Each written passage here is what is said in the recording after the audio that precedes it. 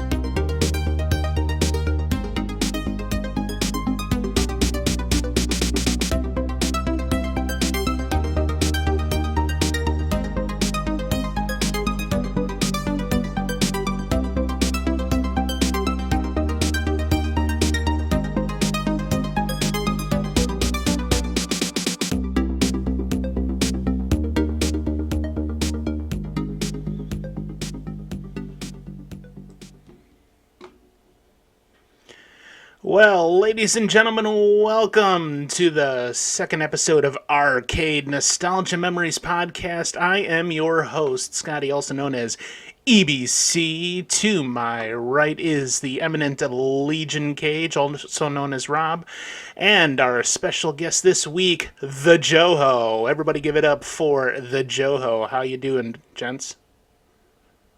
Fantastic. How about yourself? Oh, I'm plugging along. How you doing, Joe? I'm doing pretty good. All things considered, all things aside, doing pretty good. Doing pretty good. Well, we apologize for getting started a little bit late here today. We had a couple of issues, but it's fine. It's no big deal. There's nothing to... Why are you looking at me like that? I'm doing the thing. They're each looking at their wives and just like it's all their fault. Yeah. All right. So, second episode of RCADE Nostalgia Memories Podcast. Our first episode was with Doom, Angle Doom, and his favorite game, Black Tiger. This week, we're getting a little more modern with the Joho, who is significantly younger than Doom, who is the oldest person on the face of this earth. And Oh, wow. Don't let him hear that. yeah. Don't let him hear you said that. But I mean, see, he's only a little bit older than me, so I can say that. But a little bit more modern with Borderlands 2 today. So let's go right on over into our main commentary on Borderlands 2, which is the game that Joe has chosen to present to us tonight here. He said it's not his favorite game, but I'll let you elaborate on that. Well, yeah. So when you first reached out to me and you were like, "I need you to play your favorite game, 45 plus minutes," and I was like, "Oh, that's easy. That's Kingdom Hearts 2."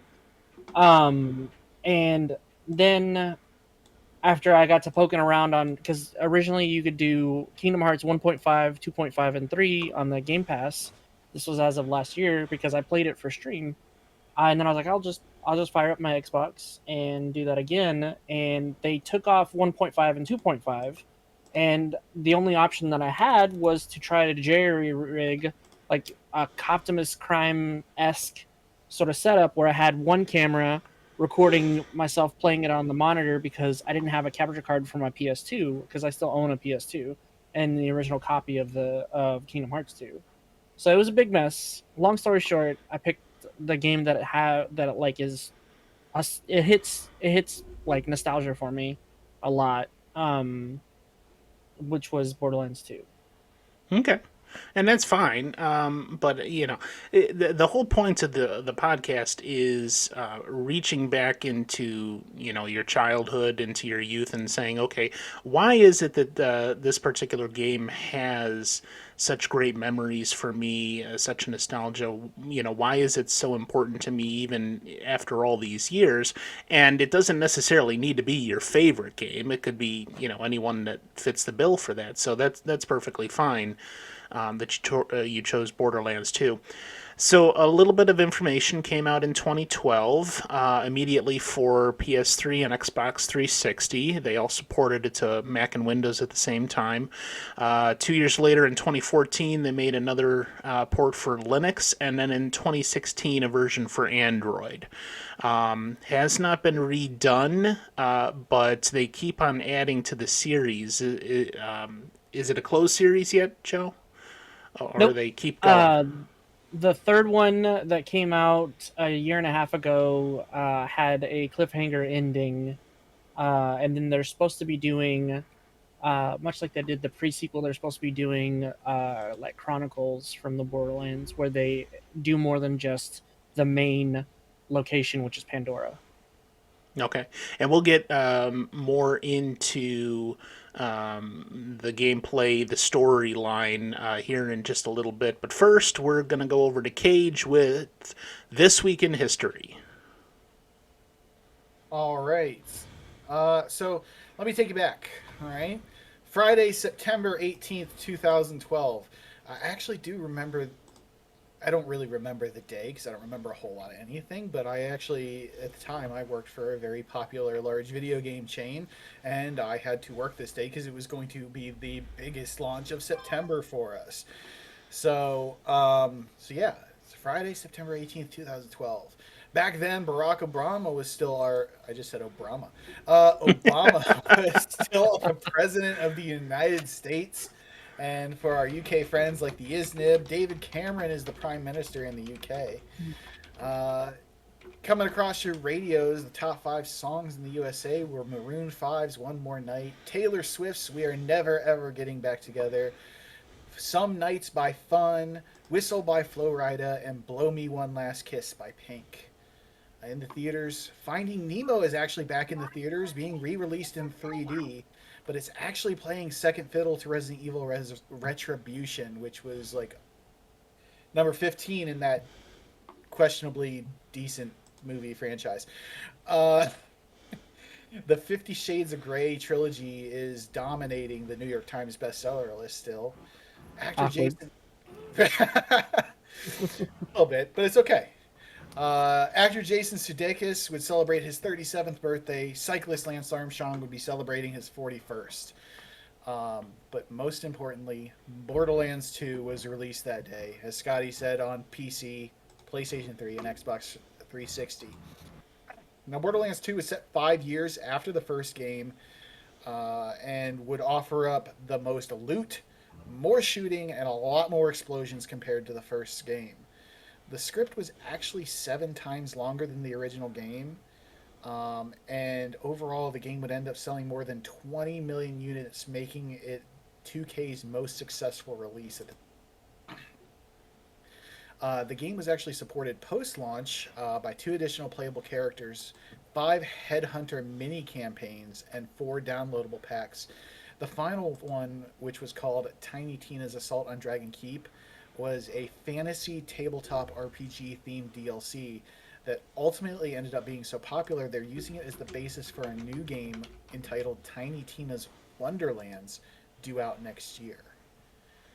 The game received generally favorable scores, such as 9 out of 10 from IGN, 9.75 from Game Informer, 8.5 from GameSpot, and garnering right around a 9 out of 10 on Metacritic. Polygon's review of the game wasn't terrible at 7.5. However, Arthur Jies said the game had, quote, MMORPG quest design of the worst kind, unquote, and believed that Gearbox just added unneeded filler and content to boast the game's length. Borderlands 2 was nominated for 8 Spike TV Video Game Awards, winning 4 of them, including Best Shooter and Best Multiplayer Game. It would also win awards at the 16th Annual DICE Awards and the National Academy of Video Game Trade Reviewers Awards. I think Scotty kind of was going to touch on this, but the game was later ported to the PS Vita, and very poorly by most people's opinions, as well as getting ports to the Xbox One, PlayStation 4, and Nintendo Switch as part of the Handsome Collection. I saw that on the Moby Games, that they had a different version for the PS Vita. I didn't even look at it, but I mean, because it was literally by itself when everything else was grouped together. So apparently that's why it was that piss poor. And out of all of that, the only thing that really stuck with me is 50 Shades of Grey dominating the market. That's just like, oh yeah. Okay. So here's an interesting thing to note is that they re-released the entirety of the Borderlands collection on the Switch a few months ago. So that's the second time it's been ported to handheld, quote-unquote, handheld consoles. And that took a lot better than the PS Vita did. Yeah. I don't know if you guys ever played the Vita. I do actually own a Vita. And I did play the Borderlands 2 port when it came out on the Vita, and it was really bad. They said it was so buggy. Yeah. There are very few times that I've exercised my my ability to improperly return items at the retailer that I worked for, but Borderlands 2 was one of them. Wow. And it's funny that you brought up Tiny Tina's Assault on Dragon Keep, because that's going to be the main focus of our playthrough video that was provided by Joe to me as we go through this tonight. But we're going to take a quick short break first before we dive into that. Stay tuned, and we will be right back, starting with that playthrough in just a few seconds. All right, we're back from our short break, and now we're going to go into the playthrough that Joe has started for Borderlands 2. And while we're getting into that, Joe, can you start giving us some information on how the game is played and what we can expect from the gameplay that you're doing here? So the first Borderlands is focused on a planet called Pandora, where there's a legendary vault.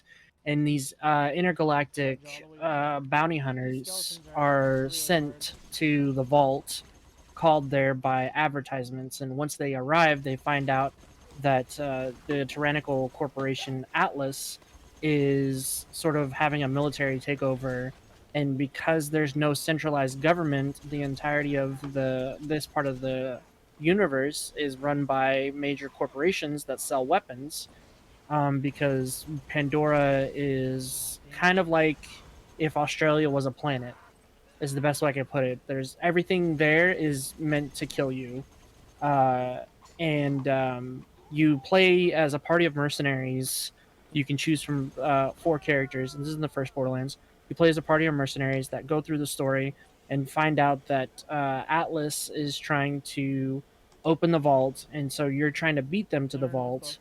And once you get to the vault, you realize that the vault is less of a treasure trove and more of a prison for these elder gods like beings that are kind of like Cthulhu in size and nature.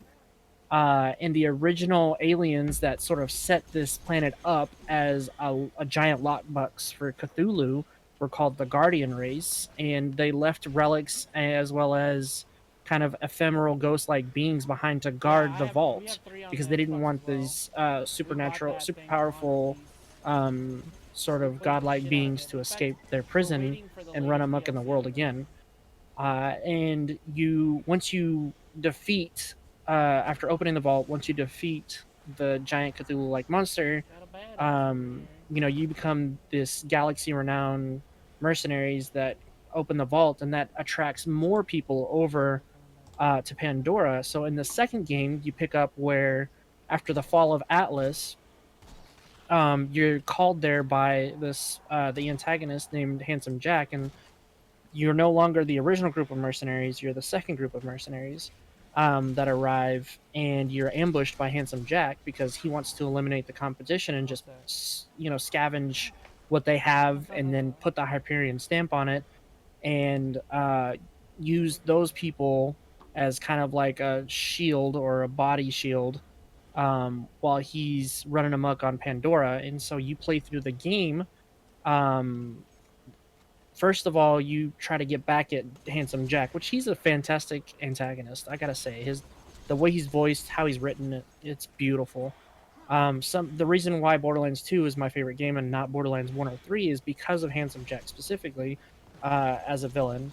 And I don't know if either of you have experience with him, but he's just phenomenal. There's the way he does his banter during the story mode is great. But getting back to the main story, once you find out that his daughter is a siren, which is a very powerful enhanced human, and the reason why he's usurping her power to open the vaults because sirens are somehow inexplicably connected to the power of the vaults and the guardians. They have this supernatural ability, and there can only, according to legend, there can only be 5 of them at a time.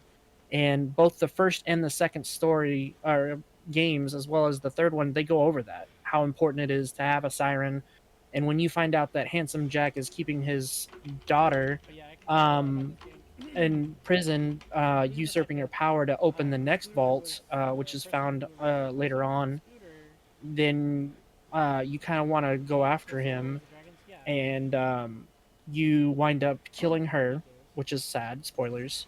I won't say what happens after that, but you meet up. The cool thing about Borderlands 2 is you meet up with the original protagonists that you played, and they're still voiced by the same people. The only changeover in voices was from 1 to 2 was Scooter, which Scooter is my second favorite character in that series because of his lines and the way he was written. But not only that, he's a fantastic character.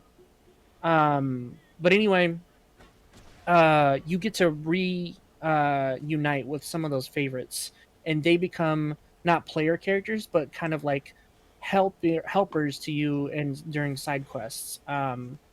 And it's just really cool that they wrapped all that into the main story, and they were a very integral part of the story for this first, second, and third games.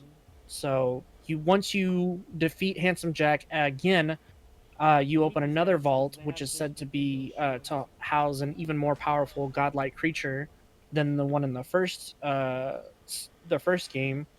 You beat Handsome Jack, and you find out that vault held. It's kind of like an intergalactic map to all the other vaults, and that was kind of the open-ended ending for 3, where you pick it back up. So. But really fantastic story. They closed some lines and they explained how the original protagonists were called by Handsome Jack himself. He was the one who put out the kind of advertisement, quote unquote advertisement. And favorite lines from the game. Okay, I've got a few. So my 3 favorite characters are Handsome Jack, Scooter, and Tiny Tina. And without going into why, I'll just give you some of their lines. I picked up a pony made of diamonds the other day, and I've been having trouble calling it by a specific name. Something catchy. Maybe something in honor of you, like Piss for Brains. No, that's too stupid. How about this? How about Butt Stallion? That's right. We'll go with Butt Stallion. And then later on, and that same mission that you're on, he goes, I don't think you understand. I bought a pony that was literally made of diamonds. Here it is, right here. Butt Stallion, here, boy. And then you hear the horse kind of neighing in the background. And then Scooter, every time you go to one of his vehicle depots, it's like a digital kind of kiosk, he always gives you a great line. He says, "My daddy always said wheels is better than heels." Of course, he was in a wheelchair. And then, "This is where the cars live. Get you one." This is one of my favorite lines. And then, of course, there's Tiny Tina. And she's great. Tiny Tina's assault on Dragon's Keep is my favorite part of the game, because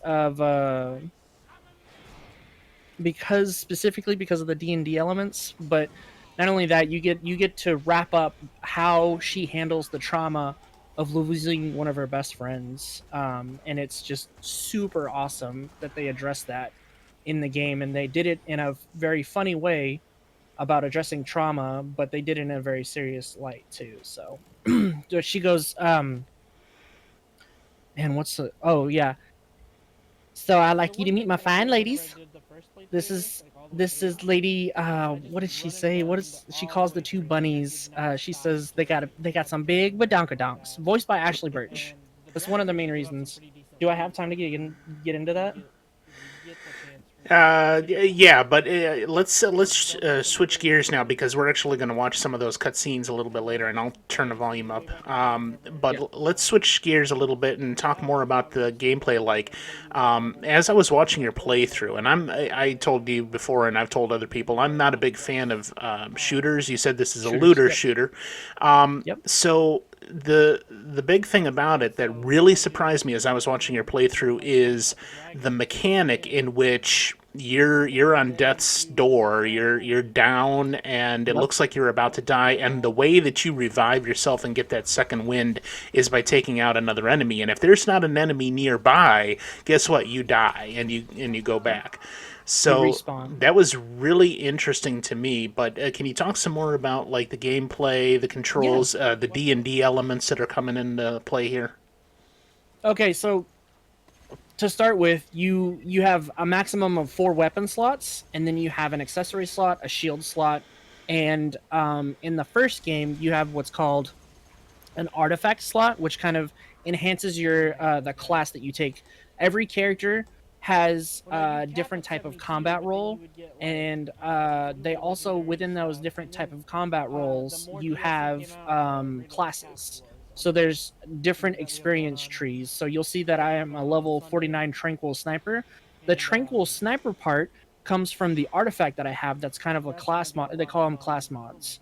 And it gives me bonuses to my abilities that stack up the later in levels you get. So when you start off at level 1, you have your access to your main secondary ability, which I don't use it too much here. I use it more in the boss fight. But for example, each of the 4 main protagonists, have a unique special ability. In the first one, the Siren could lift people up and hold them in sort of a stasis. And the Berserker Brick would go into a fit of rage and just punch everything out. And then you had the Sniper, which would call his familiar companion Bloodwing, and it would give you different benefits based on which class you were. And then the fourth one, Roland, he was kind of the soldier. He would pop down a turret, which also, it either healed you, gave you extra ammos and shields, or disrupted the enemy in some form or fashion. So each one of those characters, and that transfers over to the second one. In the second one, you have Zero, which is my favorite character. He's a nameless assassin that speaks only in haikus. And his special ability is where he cloaks himself, and then he creates a digital copy of himself to kind of throw off his enemies. And depending on which class you go with, you'll have the ability to either increase your damage, or increase your healing or your firing capacity to some extent. And then the Siren, again, she has an ability where you can push people back or pull them towards you. Not so much hold them in stasis. Her name is Maya. And then the quote unquote berserker is called a gunzerker. In this one, he's a smaller guy. He's the smallest character in the game, but he's like small in height, not small in stature.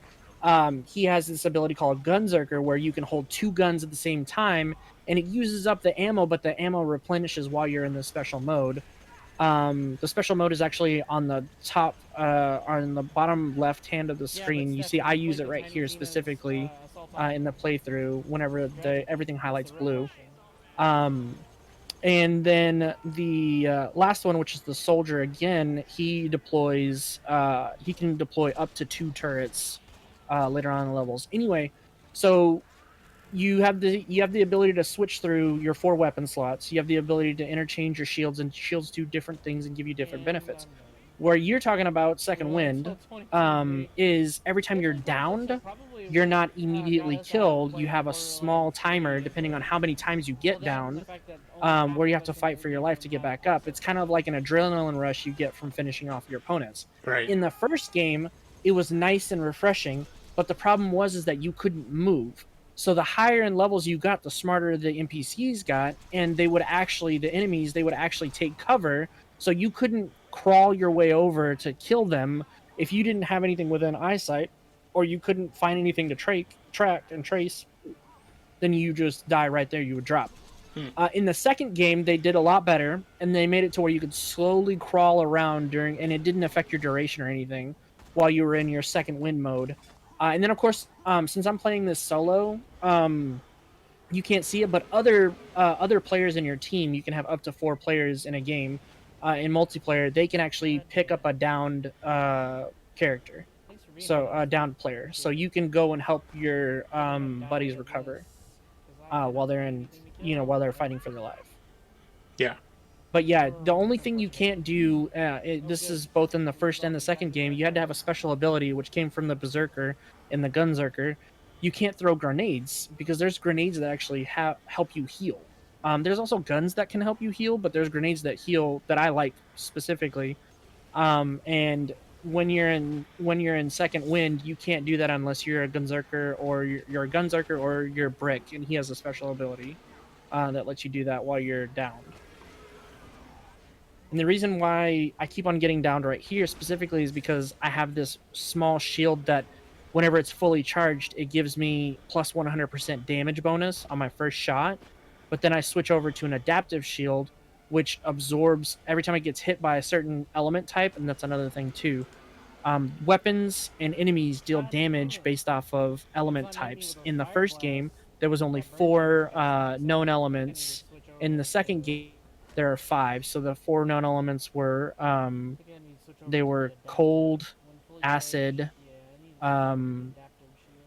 fire, and explosive, and electric. And then in the second one, they expanded it with explosive and slag. And so slag kind of took the place of, in the first game, you had very specific weapons that operated like slag, but they dealt a lot more damage over a period of time. In this one, slag just increases the following damage you take. Yeah, the playthrough you sent me, I went ahead and divided it into 2 parts. We're about halfway through the first part now, and I did that at a specific point in which I saw you completely change your strategy to try to defeat this demonic sorcerer, and obviously it worked as we get to the end and we find you beat the sorcerer, but it was interesting to watch some of the strategies you went through, like saying, okay, let's try this, and that's not working, or you have to change and now you're using your adaptive shield. Yep. Yeah, this is actually the point that I'm using it in, and this is where I start specifically going, okay, well, rather than trying to pour out as much damage as I can with the bigger guns, why don't I try to whittle them down, because I have all these ammo crates and bonuses lying around. So it then becomes a game of attrition, because when you're fighting this, and this is the final boss of Tiny Tina's Assault on Dragon's Keep, and it's Handsome Jack, or the Handsome Sorcerer.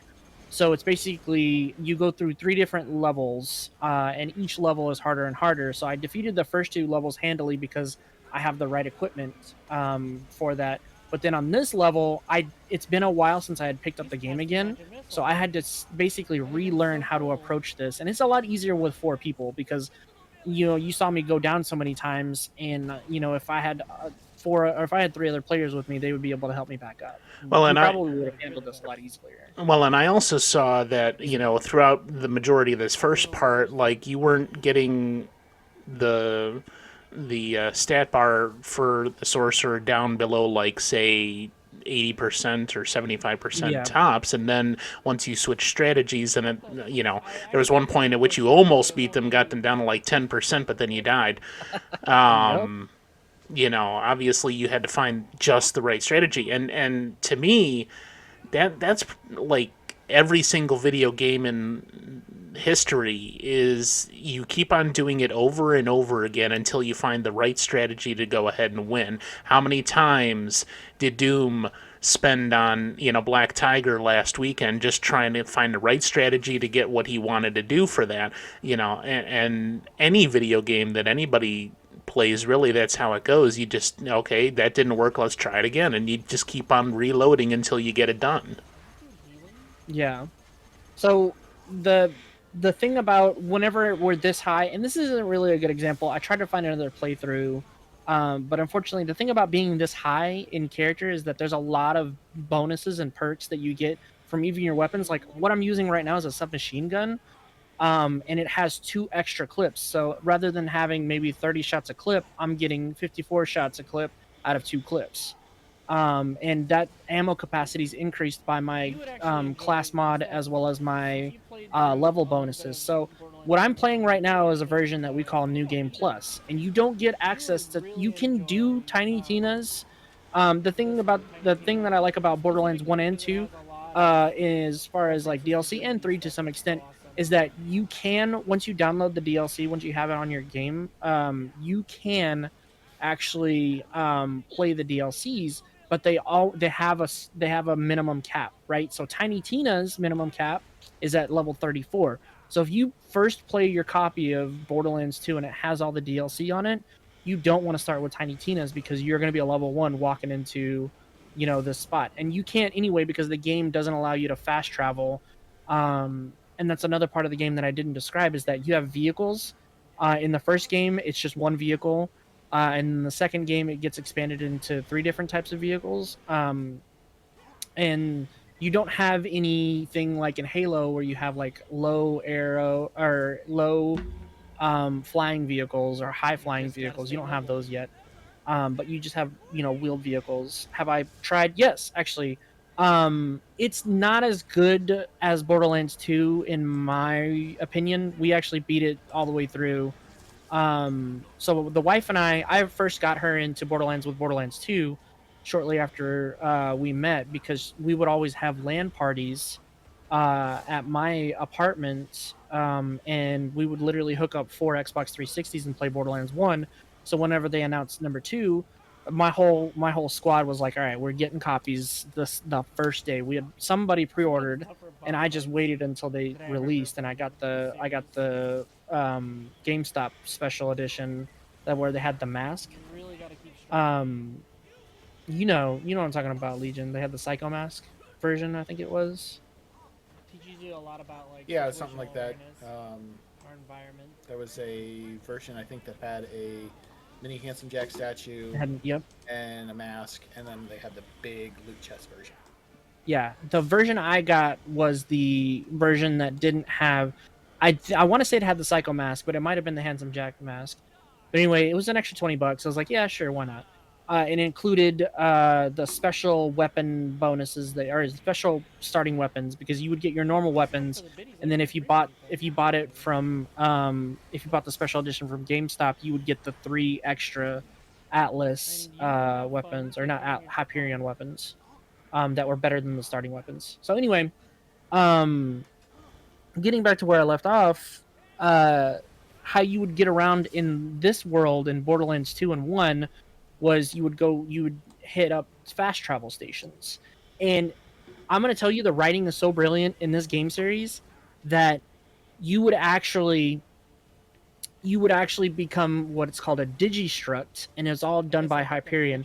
every time you would respawn after you die, there was 15 different reactions you would get from the automated respawn station, and it would always be a play off of how you're a digitally reconstructed copy of your original body. So you would sit there and it would have like very No existential quote, way. existential dread kind of quotes, like No.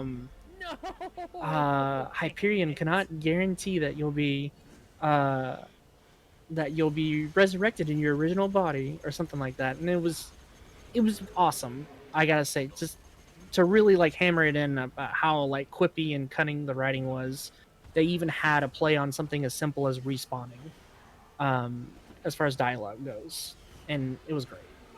I enjoy that part about all three games. They always have some quippy line for even something as minuscule as getting around death And you as a mentioned video game character. talking about the writing. You talking about how Tiny Tina is one of your favorite characters. She Yep. is voiced by Ashley Birch.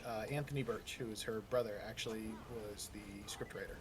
Yes. So, I was telling Scotty about that before we started, and one of the main reasons why even followed this series in the first place was because back in the early days of YouTube and the internet, I watched Hey Ash, What You Playing religiously.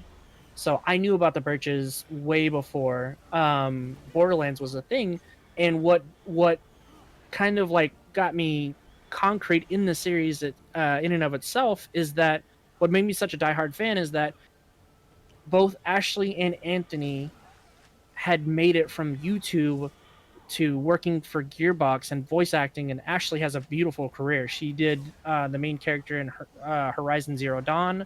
She's in the KO Kid. She's been in several like really great voice acting projects, and she just continues to shine. Whereas Anthony Birch continues to work for Gearbox Software and other video game companies, and he's even done writing on. He's even done some like moonlight writing on some series on HBO and as well as like Cartoon Network, I think. So yeah, when they first started talking about the first Borderlands, Anthony would gush over it. He made 2 episodes on their YouTube channel entirely devoted to Borderlands. And whether it was comical or whether it was like a technical breakdown of the game or the writing and how much he loved it, he did that so much that Gearbox reached out to them and they were like, "Hey, do you want to come work on a project with us?" He filmed while he was there working on Borderlands 2. They filmed 3 shorts while they were there in the office for Hey Ash, What You Playing? And I wasn't able to figure it out until Borderlands 2 came out. In fact, Anthony Birch has a voice credit in Borderlands 2 where he plays the copy, one of the decoys of Handsome Jack in Hyperion City, New Hyperion City. I don't know if you knew that, Legion. I didn't. No, He- actually, I yeah, didn't realize that he he'd done like while you're shooting him, he goes, "Ow, stop, please, stop, ow, you're hurting me."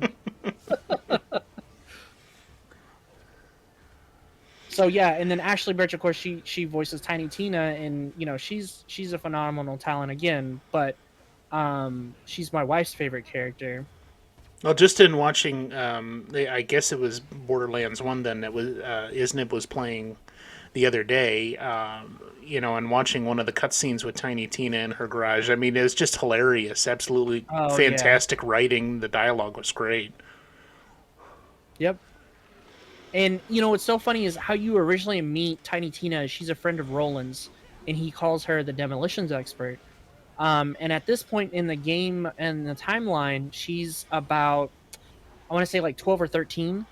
And whenever Roland first met her, of course, she was like 9 or 10 years old, and her parents were killed by a family, or her family was killed by psychos.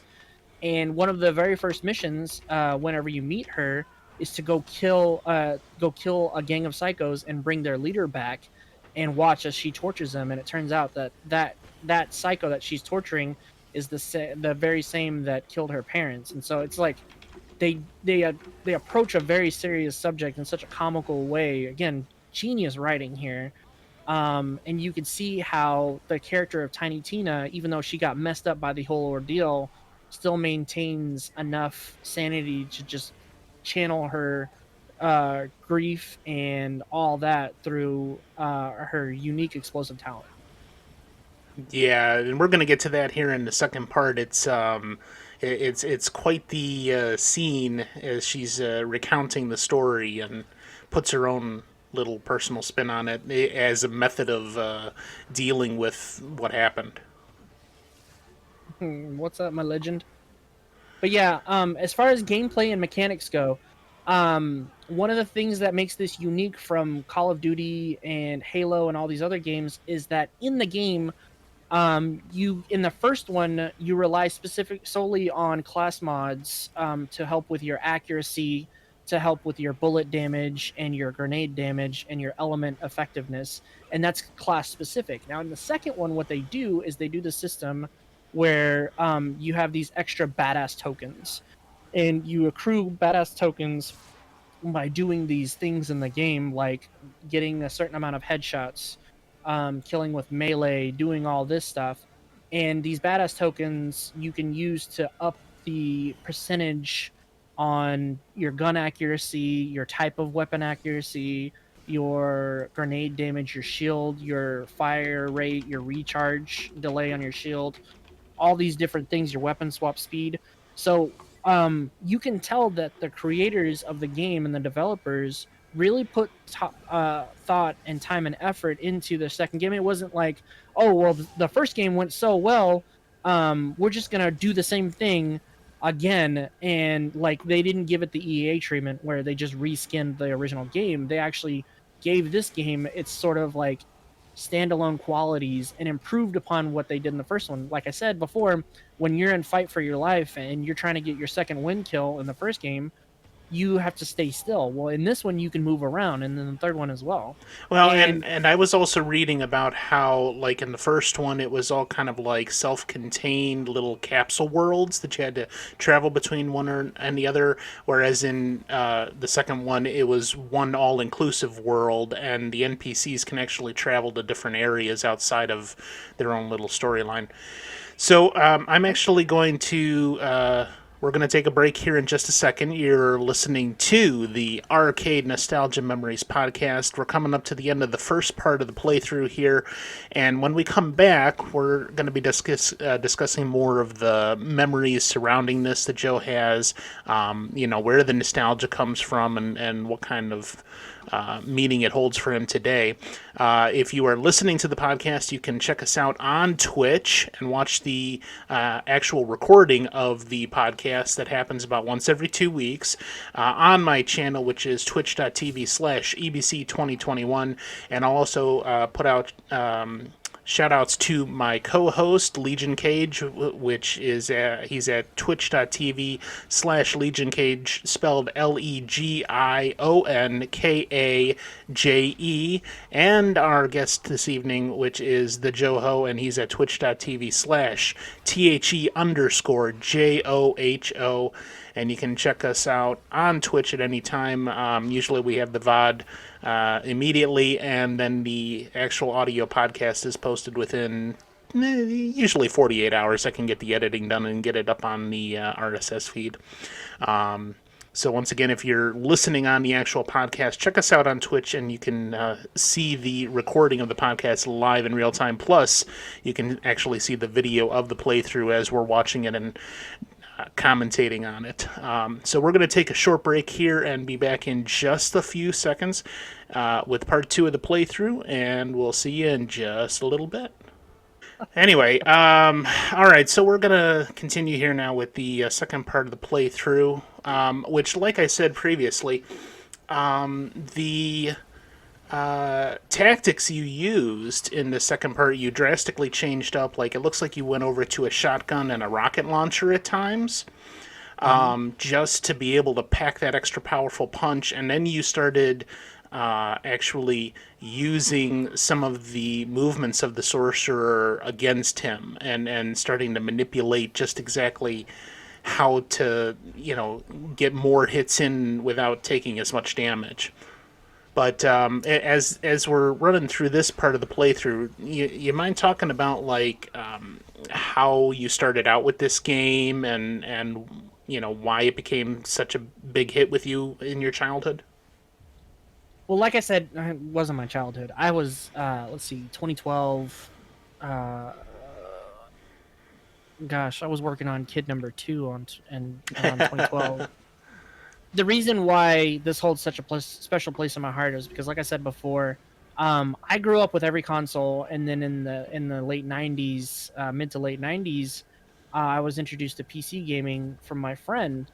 And yeah, I do have favorite games from back in the day, like Smash Brothers, but that's not as interesting to talk about because that's a party game. That's a party fighting game, and I could spend all day talking about that. But honestly, Borderlands is a much more interesting game. Yeah, I think it's not as developed a game as like Super Smash Brothers Ultimate, but it's still one of the best developed games to my memory. And the thing we were talking about during commercial break was how the replay value of this game, right? Because you can go through and it has New Game Plus and it has New Game Plus Plus. A little throwback to Crystal, or a little throwback to Chronicles there. Not Crystal Chronicles. What Chrono Chronicles? Chrono Chronicles. So I honestly think that the reason why this holds a special place in my heart is because I was at a bad place whenever I was first introduced to Borderlands 1 and 2. So this really helped me through a lot of times, and it actually strengthened the bond between myself and my play group because I had just come off of a really rough relationship that was 3.5 years of just constant. I still see that the fighting to this day with my ex. And this shotgun, by the way, that I switch off to using, this is how fun the game is. Real quick aside.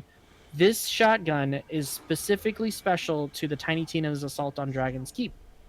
It shoots swords that explode into smaller swords. So it has like a miniature. It's called the gun. It's called the sword gun, like shotgun or something like that. Something ridiculous. And it was made by Torg, another like really out there character. And he just comes up with this. He's like, no, it's a gun that shoots swords that shoot smaller swords, and it was amazing. But yeah, you can kind of tell it has like this radius effect whenever I shoot the ground around the sorcerer. New Game Plus sounds like gamer toothpaste.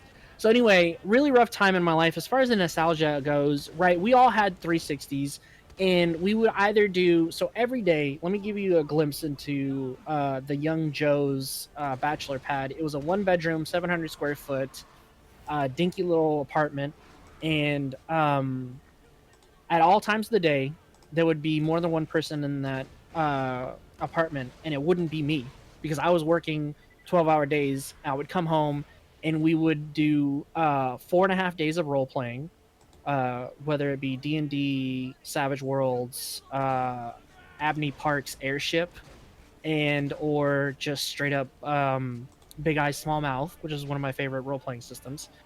And then, if we weren't doing that, we were playing Battlefront 2, the OG Xbox version. We'd be playing Super Smash Brothers, Left 4 Dead, or Borderlands. So every time somebody would come over, they would either have Magic cards, RP games, or they would bringing their Xbox 360, and we would hook them all together because I had a Cat 5 and a hub. I had a bunch of Cat 5 and a hub from previous install tech job that I did, and we would just hook all of our Xboxes up to the same network and just sit there and play Battlefront 2, Borderlands, Left 4 Dead 1 or 2. And so that's like where I lived my best life. It was like, whereas people went to parties 24/7, my house was the party. I had friends that were sleeping on the couch, or they would be sleeping in my bed while I was gone to work, and we would just stay up, and I would go to work the next day off of 4.5 hours of sleep and not even bat an eye. Those are good times. They were really good times. It helped me kind of like escape the kind of moral ambiguity that I was experiencing with having a kid with somebody that I didn't love, and having to kind of share that space after the divorce, or after the separation and then the divorce. Well, I mean, yeah, really, any game that you have nostalgic memories for, I mean, there's going to be something behind it, some reason why you're psychologically you're wondering, why is this game in particular of importance? And I mean, that's as good a reason as any. I mean, as I had stated previously in the first episode, my big thing was when I was growing up, I had my NES, but I was only allowed 1 hour per of play per day. That was it. That was the limit that my parents placed on me, and the big thing about that was that can you actually beat Super Mario Brothers in an hour? in one Well, hour. maybe if you're a speedrunner, and I'm sure that's how a lot of speedrunners get their start, just trying to do it over and over again and whittle down that time. Okay, finally you beat the game, and now how fast can we beat the game? And you keep on going lower and lower, and then eventually you're on, worldrecord.com. Those types of memories are the things that build a lot of character. I think the time that you've spent putting it into this kind of art form, and I always thought it was kind of hilarious. Some of the claims that were made back in the day that video game violence caused kids to become more violent, Oh and my gosh, that was they so said the same thing ridiculous. about rock and roll back in the 50s. And it's like, Hmm. no, it really has no effect on society, but it sure as hell does influence you as a person in the way that you operate, the kind of games that you play to escape from stress, or just to entertain yourself, have fun, the way you interact with your friends. I mean, in particular, you were just talking about like connecting up your Xboxes with a LAN cable. If you didn't have that LAN cable, that Cat 5, and you said, okay, what are we going to do? Okay, then maybe it's going to be a D&D campaign, or maybe it's going to be, something else. But you had accessibility to that. You had the wherewithal to go ahead and do something like a LAN party. And I see people in the chat, posting, hey, that was the best LAN parties. That was not a part of my childhood, or even as an adult. So that was something I never experienced, but obviously it was a big part of how you did things when it came to gaming. Yeah, my first exposure to LAN parties in general was back in 96, 97, whenever they had these computer stores that would have like there were pseudo arcades back in the back room, but they would have these kind of like general use PCs that where you'd hook up and you would play stuff like Counter Strike, or you'd play Quake. So yeah, like honestly, LAN parties were really cool for me for like from 97 to 2003, just before I graduated. Because I would just go over to a friend's, or I would go over to one of those stores. They're no longer existing anymore. They do have LAN, quote unquote LAN centers, but they're called esports centers. Legion, I know you know this. I know you were creeping around some of those LAN party stations, or whatever they call them. They were LAN stores, I guess you can call them, where you would pay for like per hour use or per day use. I don't. Did you have that in Ohio? Um, Honestly, no, not until actually there. Funny story about that. There's actually one like that, literally down the road from my house now. It's only kind of been a thing for a few years. He actually used to conduct business with me at my store. Like he'd come and like pre-order all his stuff for me or from me specifically, and give us the business for it. So it was real nice. He wasn't happy when I left my job, but like no, and you talk about the evolution of that kind of with esports centers, Yep, like they're big. esports. Oh my god, like yeah, I remember reading an article that my company had put out because they were investing in an esports arena, or not like arena, a performance center. I'm sorry, like an actual training facility for esports teams. They were trying to get into the esports real big. They were actually like moving towards opening stores that were LAN centers where they would have, you know, 2 or 3 rows of computers and everything was all interconnected. You could play with any terminal.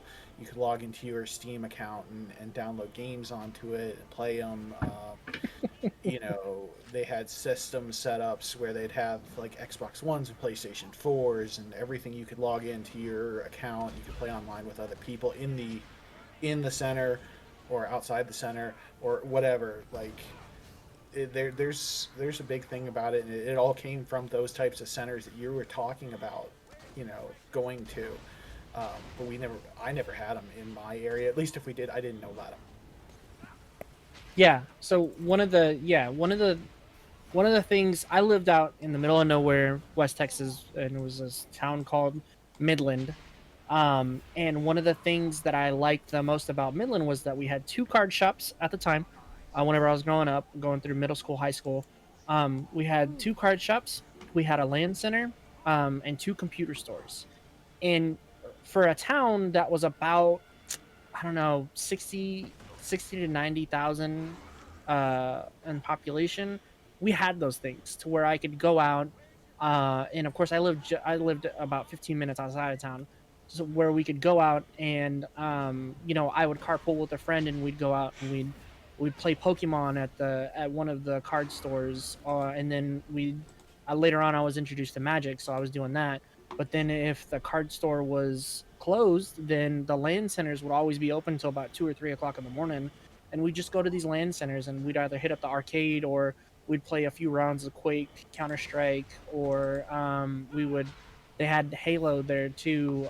Whenever the original Xbox came out later on, in the early 2000s. But yeah, it was a lot of fun, and it kind of shaped my experience around gaming. And that's whenever it wasn't until like latter end of high school, when junior senior year, whenever I would go over to my friend's house and he had 2 computers, and he let me use one of them. One, of course, the one that didn't perform as well. And we would be playing. We would be playing like MMOs. Like we played. Well, actually, we played Warcraft. Um, it was Warcraft 2 and 3 that I remember the most. Or we played Command and Conquer. We played Civilization. And then what was the other big one at the time? Anyway, we would just do that. We would just sit there and play that, or we'd sit down on his GameCube and we'd take turns playing Eternal Darkness, and we'd put hours. I'm telling you, this is how many hours we put into Super Smash Bros. Melee. We played 4,999 matches. Do you know what the retail for Super Smash Bros. Melee is? $49.99. We got an achievement that said, "Congratulations, you've played 4,999 versus matches. You've played every cent out of the game." That's how dedicated we were to that game. And I actually was pretty good in my region too. I was one of the best marths in my region for the collegiate circuit. And that also, how vastly different that is from the arcade experience in the 80s and the early 90s, when basically, you know, you'd go in there and maybe you were there with friends, but it was also kind of a loner experience where you'd go in and, you know, get your quarters and maybe a drink and sit there and, you know, pump quarters into the same game, or, you know, go around and try your hand at something new. But it was kind of like a solo experience, and yeah, there was some 2-player games. Eventually, later there was a few 4-player games like X-Men and Simpsons and X-Men things and like Turtles. that. Yeah, Turtles. Oh yeah. But it probably didn't have nearly the same amount of like interactivity as you could with like a LAN party, or even the stuff that you would do at home. You know, playing 2-player NES games, or, you know, even further when it came to Xbox and stuff like that, where you could do that interconnectivity. Even I remember playing with a friend of mine that had 2 Windows 95 PCs hooked up together, and they were hooked across the room from Yeah. each other, and playing Bolo on that. You know, that didn't come until a little bit later in the gaming scene. Oh god damn it. It seems like, oh god damn it. Yeah, but I mean, yeah, we can see, you know, now in your gameplay here on the playthrough, you definitely have changed up your Are you cheesing Yeah, the I'm boss exploiting. right Damn it! I had What's that? close. I said, are you I thought I cheesing had this the boss banner right down. now? Like, I am cheesing this boss. That got to that point because the other options of like stick and move, I get them down so low right here. I was so close, but um, I figured out that you can just respawn and then go up to this part, and then when you get within a certain amount of feet from him, he does this attack to kind Yeah. of blow you back. But since one part of the stage, the only one part of the stage has a back wall that he won't knock you over the side of the stage, and you won't fall down and have to reset the boss. I just cheesed him. I started cheesing him on this, and my character here, Zero, his tranquil sniper, so that he does 300% damage on critical hits. So I'm always aiming for the face on this guy with my shotgun. And it gets to the point to where I'm going to switch over to my sniper rifle. My sniper rifle has deals 4,000 damage per bullet, so then 4,000 plus 300% on criticals, and I'm dealing like 120 plus K each critical hit. So I'm pumping damage into this guy. And then it looked like the way you finally got him was he got caught behind the stairs at one point there, and you're just like, Yeah. unloading into his face. So you'll notice that what I do right here is, and I repeat the jumping pattern because again, the little AOE that he does blasts you back if you're caught in it, but it also has a height restriction, so it can only hit you while you're still high in the air. So every time he goes up, I jump, and that causes as much of a kind of frame delay to where the attack no longer hits me. Right. And so I cheese it on that one, and then he moves to the right slightly, and he gets stuck on the stairs to the point to where he has to constantly recycle through his animations to jump over it because he has this little flying floating move, and that's whenever I take advantage of it, and I use that as my final strat. So while it's not the best showing, this is kind of an example of the ability to approach the same boss different ways. And like I said, it's a single player experience. So in a game that's meant for 2 to 4 players, and um, honestly, I think it would have been a lot easier had we had more people playing it. But again, um, this is just to highlight the replay value of the game and how much nostalgia I have in it. Um, but yeah, as far as like how this game has shaped me, I've been a lot more. I'm a very competitive person in general, like in my nature. So I still play racing games or fighting games very competitively. Shooters not so much. I know I can't touch shooters. This is the best I can do as a shooter, and that's part of the reason why I like to play it so damn much, is because a lot of the stuff is done for you. Like a lot of the hard stuff is done for you, as far as like being accurate. Right here is where I catch him on the stairs, and I just adjust to that strategy.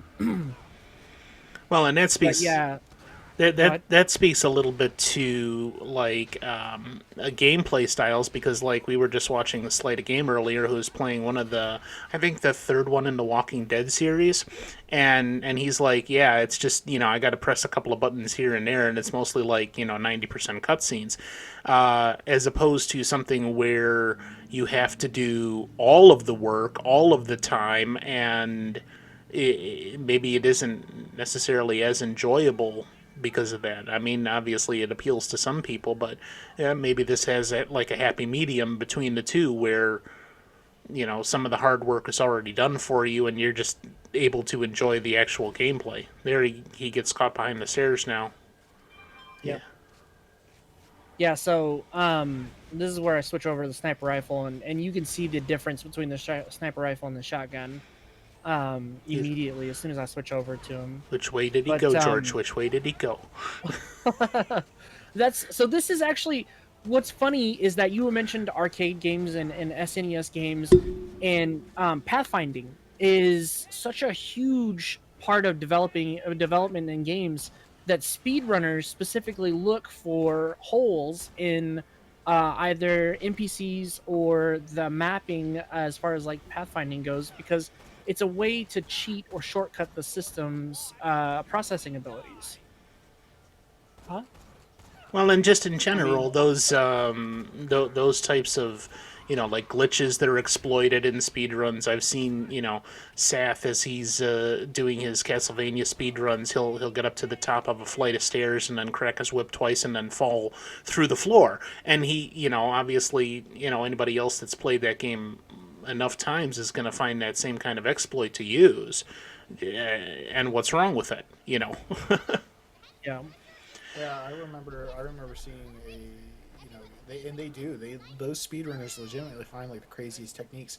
I watched a speedrun of Legend of Zelda: Ocarina of Time where someone like went to the bridge that leads you out of the Kokiri Woods, and they like glitched out of the bridge by backflipping, and then they were at the Hyrule Castle, and then they did like some other like backflip thing up the chain of the bridge, and then they sorry, my cats are fighting. And then they jumped off that thing with a backflip, and they were at the final battle of the game. Like, how do you even find that? But I'll tell you what. Let me break in here because I'm gonna go ahead and turn the volume up on this, and we'll get to the cutscenes because this is the crux of Tiny Tina's story. Hurtled toward the oblivious night. It was clear that only a miracle would save him. But luckily for the knight, a miracle is exactly what he got.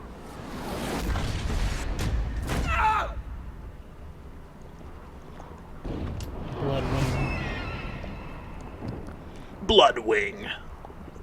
Hell yeah! So what did you guys think of that fight? I'm looking for some feedback.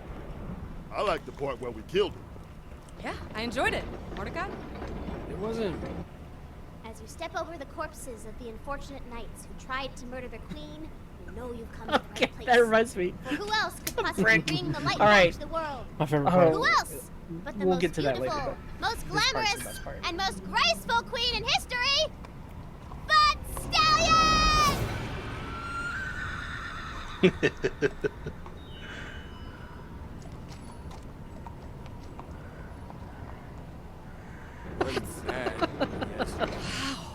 Don't forget, though, the queen is still trapped in I herself. don't know why I'm surprised. Oh man, it seriously brings a tear to my eye every time. All right, so Brick, when we're first introduced to the characters and Tiny Tina's saying like, "Hey, here's this role playing we're gonna do," and she's like, "Well, first you gotta choose your characters." Brick immediately snatches up Maya's character, the Siren, and he goes, "Ooh, dibs! I pick the Siren. Her name is Brick, and she is the prettiest." And I just lost my shit at that because that's just brilliant writing because it's such a small line delivered perfectly, and that's all you need. Like here they're sitting around the role playing table, and this is more of a nostalgia factor to me because this is very reminiscent of even during my youth I was doing role playing, and video games were very much a part of that. So it was like a healthy diet of 8.5 hours of role playing sessions during the summer, and then 4.5 to 6.5 hours of video game playing in the evening. So like that's all we did as kids. That's all we consumed. That's what our life was. And the way they did it, they wrapped it all up, and Tiny Tina's Assault on Dragon's Keep is just brilliantly executed. Here we see the scene where she's coming to grips with losing Roland, and then you see the statue of Bloodwing because in Borderlands 2 you lose people, and that's another reason why I like the game is that rather than continuing to expand the cast of characters, and they do the same thing in Borderlands 3, but no spoilers there because that's kind of a newer game. This game's been out for almost 10 years now. But in Borderlands 2, the thing I like about it is that, you lose Roland, you lose Bloodwing, two of my favorite characters from the original series, and they're not afraid to pull those they're not pulling those punches. They're like, yeah, you're gonna lose people that mean a lot to you, because it not only does it serve a story and narrative purpose, but it also serves as kind of like a very good plot device to keep it moving forward, to keep you invested in the story. Yeah. I mean, that was even the same thing with like The Walking Dead that kind of set itself apart from other shows at the time is they were not afraid to kill off main characters, and you never knew who was going to be in the crosshairs for that. Yep. So, go ahead, Legion. Sorry. Oh, I was gonna say, like, with Anthony Birch writing this, obviously he has very, very deep love of like Dungeons and Dragons. So it was a natural thing for like a Dungeons and Dragons themed DLC to come forth. He is the one of the hosts and the quote unquote daddy master of the Dungeons and Daddies podcast, as Short and Sweet was talking about in chat a little while ago. And Oh, I forgot he was in Dungeons and Daddies. I completely yeah. forgot about that. So like having this DLC was kind of a natural thing, and you know, kind of like I like that they called it bunkers and badasses. It's not Dungeons and Yes. Dragons and Yep. Borderlands. It's bunkers and badasses.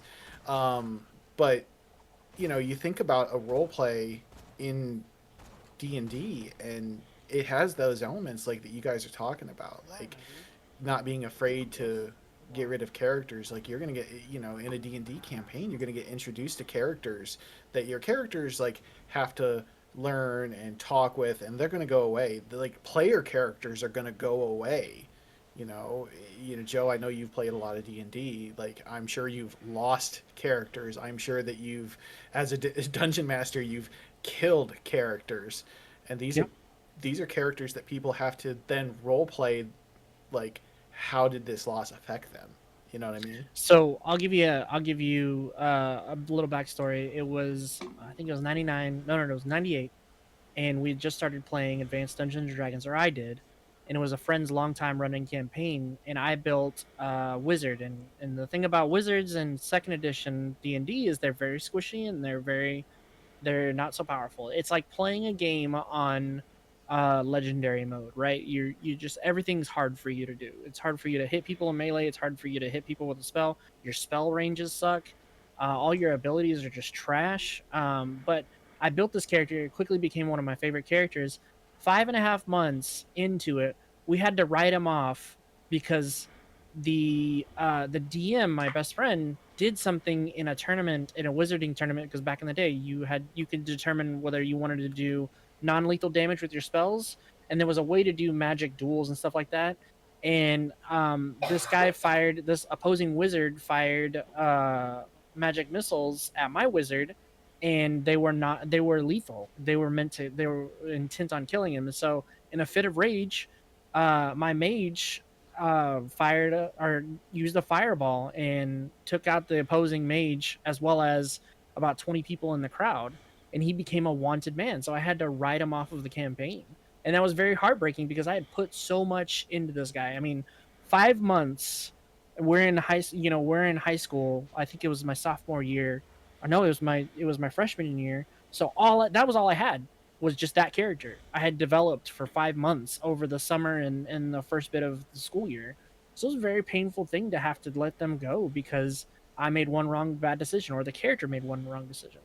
So that's a very realistic thing too, because you have people in life that you'll have to part with because, not to the effect of murder, but they'll make choices or decisions that you can't follow, or they'll say things that you can't go back on, and you have to kind of either distance yourself from them or confront it or address it. And yeah, it was very painful. I'm still reminded of that every day.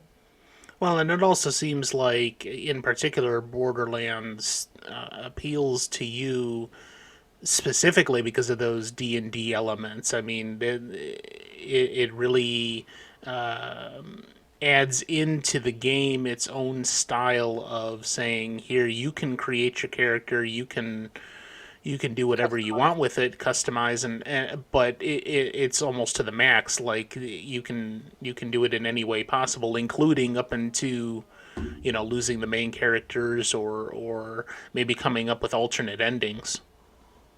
Yep. Yeah, you're exactly right. Because the thing I like about it is it's a looter shooter, which means the objective isn't the shooting itself, and it's never to get better at shooting. That's just the vehicle to tell the story, or the vehicle to get you from point A to point B. In the game, it's what really concretes the whole experience is the story, the dialogue, the characters that you can develop, like you were saying, the customization aspect of it. Like, that appeals to me as a person at my core, because of the role playing, and moreover because of the many years of gameplay. Like I said, console all the way through. My parents bought me an NES in '93, and I remember sitting in our uh, quote unquote basement. It was a converted garage that was the lowest part of the house, playing Mario Bros with my dad at the time, and we played that, and then we got Tetris and Zelda later on that year, and then a couple of years later, the Super Nintendo came out. My parents traded in the Nintendo and all the games for the Super Nintendo, and I played Star Fox. I played Mario Kart, and you know, we kind of developed that pattern of just trading in for the next console up until I up until the PlayStation 1, and that was finally mine. And my parents gifted me that on Christmas, and I never looked back since. I've always had a console in the house, several consoles now. Well, and you also conduct your own D&D campaigns. So if you're not aware, Joho is one of the hosts on the CR Game Room, which has their own separate channel on Twitch. That's twitch.tv/CR Game Room, exactly how it sounds. And on Tuesday nights, you've been conducting online D&D campaigns, and I expect that that's probably going to be a big part of your repertoire for many years to come. Is Yeah. continuing those online campaigns and continuing this style of D&D gameplay that, I mean, obviously it's in Borderlands, it's in what you do on the Twitch channels, and it's been a big part of your life this whole time. Yeah, I guess part of being a variety streamer is you can do those things, but anytime somebody talks to me about things, my nerd starts to show whenever it's just like, yeah, but have you done D&D? Or how much of D&D have you done? Or what type of role-playing system? Because that's just intrinsically a part of who I am, and I got Amercy into it. She's the whole reason why we were doing D&D on Tuesdays is because Cheesy, Rob, and Amercy, they all came up to me and they said, hey, we've never played before. And Amercy, she bought Doctor Who RP system whenever we first moved to Dallas, and we haven't yet to play it because I don't feel that I'm qualified enough for knowledge to DM it. But I would love to play it because, again, it's role playing. It's something that my wife is interested in. She knows a lot about. She's a Whovian, and it really does connect people in ways that even video games can't. Role playing connects people. It shows you their true side. There was a going back to 2015. There was a group that I was playing Pathfinder with, and we were a pretty solid group. We always played Commander before then, but once we started playing Pathfinder, we found out the true nature of one of the people in our group, and we eventually had to kick them out of the group, and as a friend too, because we found out what kind of a person he was through role playing and the actions he took both inside and outside the group. Wow. So it is like it's kind of like a, what's the term for it? It's like a looking glass into a person's real self. Right. Yeah, especially in their character development and their actions during the roleplay. All right, well, we're going to wrap up. I really want to thank you, Joe, for joining us here this evening. You have been listening to Arcade Nostalgia Memories podcast.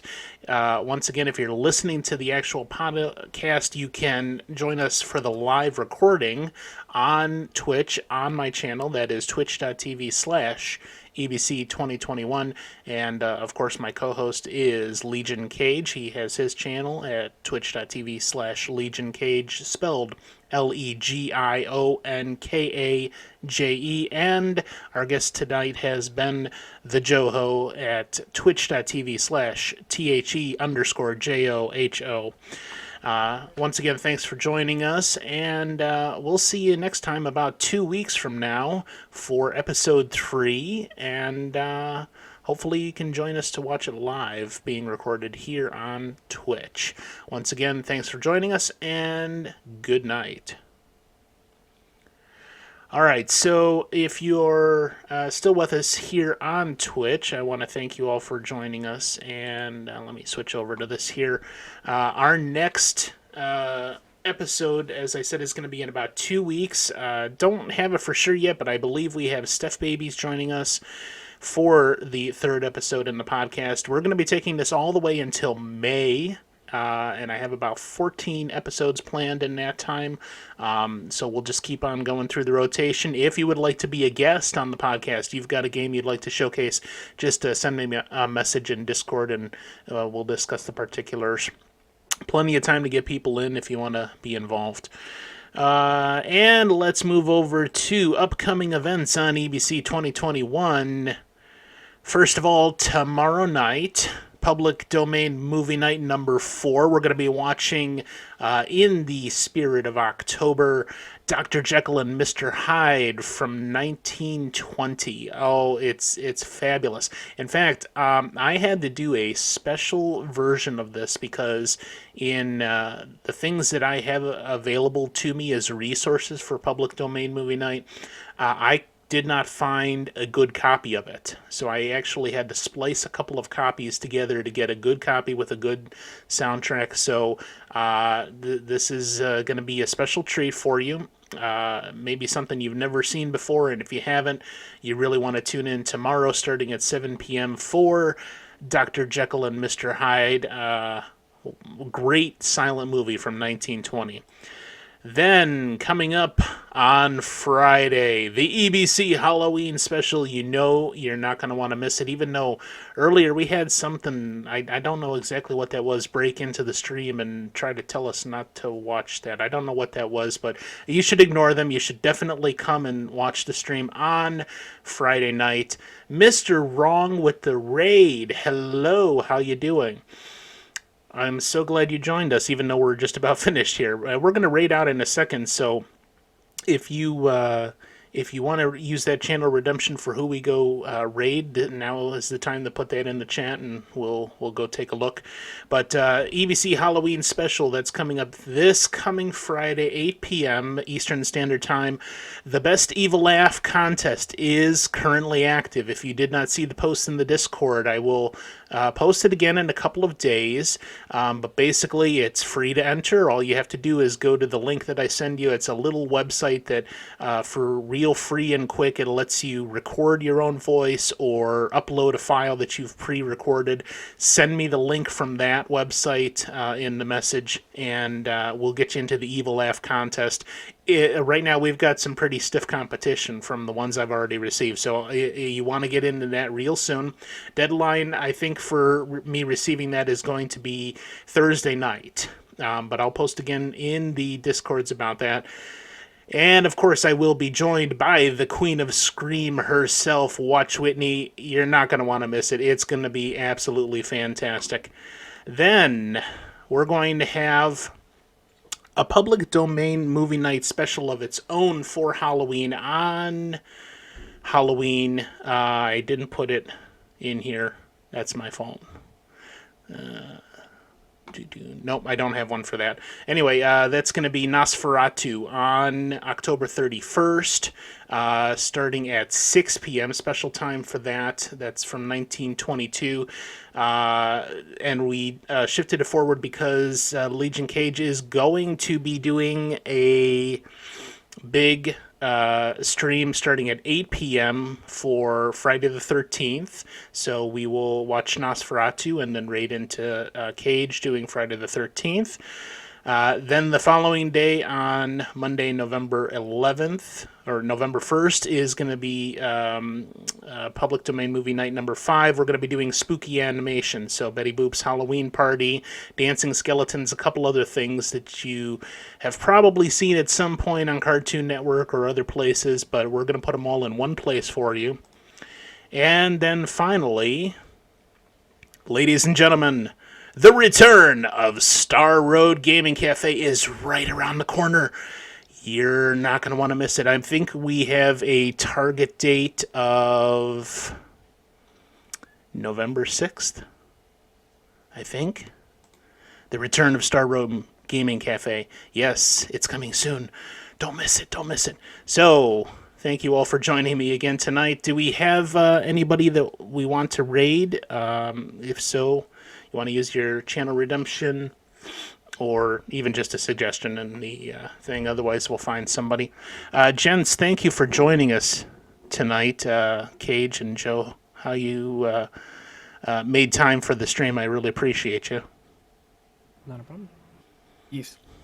Let's see. Glad I could be here mildly on time. Oh, that's all right. Time and occurrences befall us all. It's whoever you want to read into. Yeah.